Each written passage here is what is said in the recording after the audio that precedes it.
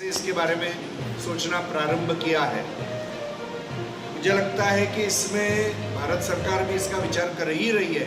हमने जो मांगे रखी है वही रखी है कि वहाँ के हिंदुओं के, सिख और बौद्धों की सुरक्षा निश्चित करने के लिए जो भी दबाव बना सकते हैं, जो भी प्रयास कर सकते हैं, क्योंकि वो दूसरा देश है, कोई भारत के अंदर का तो हिस्सा है नहीं, तो वह प्रयत्न सरकार ने करने ही चाहिए। और जो शरण आएंगे उनकी चिंता करनी चाहिए, भारत में जो शरण लेंगे, ये दोनों बातों का आग्रह हम कर रहे हैं। नया है सर, आज संशोधन जो बिल है वो लोकसभा में पेश हुआ है, इसको लेकर के क्या है?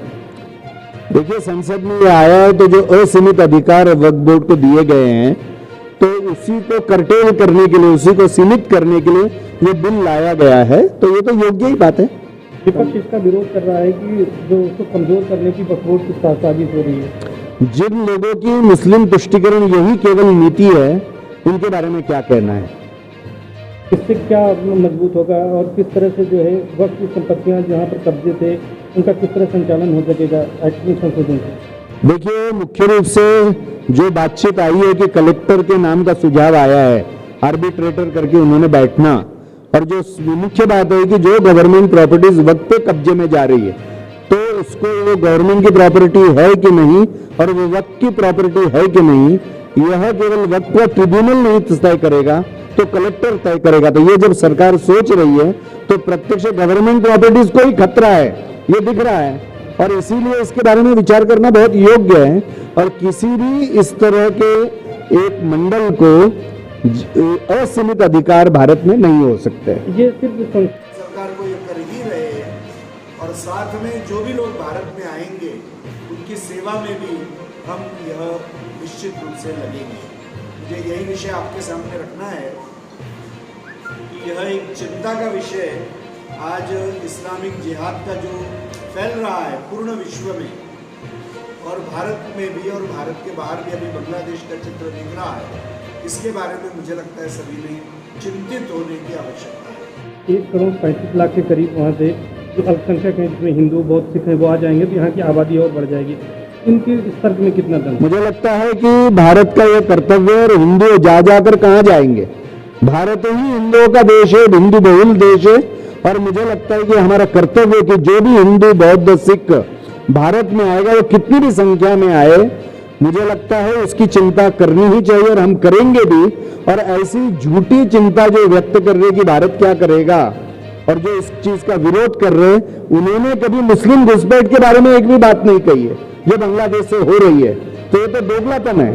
और आज हिंदुओं के अत्याचार के बारे में बात नहीं करना, यह भी दोगलापन है। मांग करते हैं कि जो यहाँ पर बांग्लादेशी घुसपैठिए हैं और जो रोहिंग्या हैं उनको भी बाहर किए? क्यों नहीं? देखिए, मेरा ये मतलब है कि सीए के माध्यम से आए हुए हिंदुओं को एक नागरिकता और सुरक्षितता देने का विषय भारत सरकार ने किया ही है पहले से। 2014 के पहले जो आए तो अभिनंदनीय है।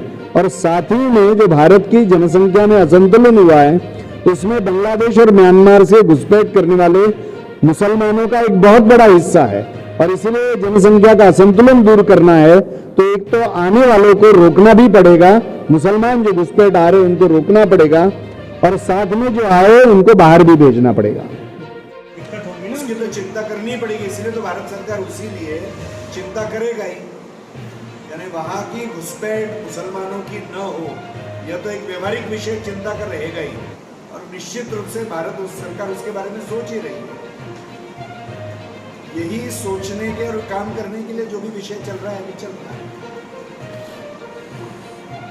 इतना हाई तौर क्यों मचा रहा है? क्या पेट में क्यों दर्द हो रहा है? भाई, मुस्लिम तुष्टिकरण की नीति लेकर विपक्ष चल रहा है, और हिंदू विरोध की नीति लेकर विपक्ष चल रहा है, इसलिए ये रिएक्शंस आ रही है। Thank you.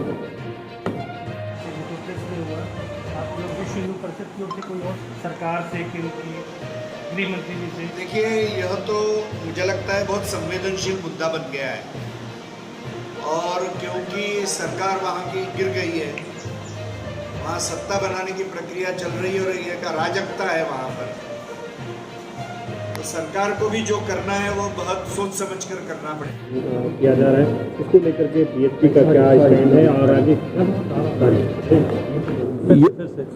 सर ये बताएं कि 5 अगस्त को जिस तरह से बांग्लादेश में तख्ता पलट हुआ है, उसके बाद जिस तरह से हालात खराब हो रहे हैं और हिंदुओं पर लगातार हमले हो रहे हैं, मंदिर तोड़े जा रहे हैं, इसको लेकर किस तरह की चिंता व्यक्त की है विश्व हिंदू परिषद ने? क्या सरकार से, भारत सरकार से क्या मांग है आज? देखिए, वहां तख्ता पलट हुआ है उस देश का विषय है, किंतु जो तख्ता पलट करने के लिए हिंसक तत्व रास्ते के ऊपर आए और जिस तरह के जिहादी भाषण और जिस तरह के उकसावे के विषय हो रहे हैं, दुर्भाग्य से सारी हिंसा हिंदुओं के विरुद्ध आज पलट गई है, जिसका कोई कारण नहीं है, क्योंकि ये तो तख्ता पलट का विषय था, हिंदुओं का इसमें कोई इन्वॉल्वमेंट ही नहीं था। और इसीलिए यह जो अत्याचार आज हिंदुओं के ऊपर हो रहे हैं, अनेक जगह पर बच्चे, महिलाएं और अनेक पुरुष मारे गए हैं, हिंदुओं की प्रॉपर्टीज यह लूटी गई है, हिंदुओं के घर जलाए गए हैं और साथ में अनेक मंदिर अनेक जगह पर तोड़े गए हैं। इसलिए विश्व हिंदू परिषद इस जो अत्याचारों के प्रति बहुत चिंतित है और हम भारत सरकार को आग्रह करते हैं कि उन्होंने बांग्लादेश में रहने वाले हिंदू, बौद्ध और सिखों के सुरक्षा के बारे में बहुत गंभीरता से चिंता करनी चाहिए।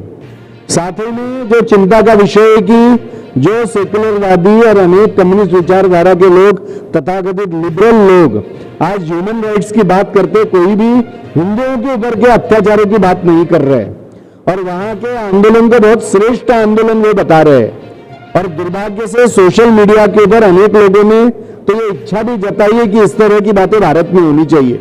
मुझे लगता है इस तरह की हिंसा भड़काने की बात जो भारत में कर रहे हैं, उनके विरुद्ध कार्रवाई भी होनी चाहिए और साथ में पूर्ण विश्व भर के तथाकथित सेकुलरवादी और ह्यूमन राइट्स की बात करने वाले लोग भी हिंदुओं के ऊपर अत्याचार के बारे में अत्यंत शांत बैठे हुए हैं।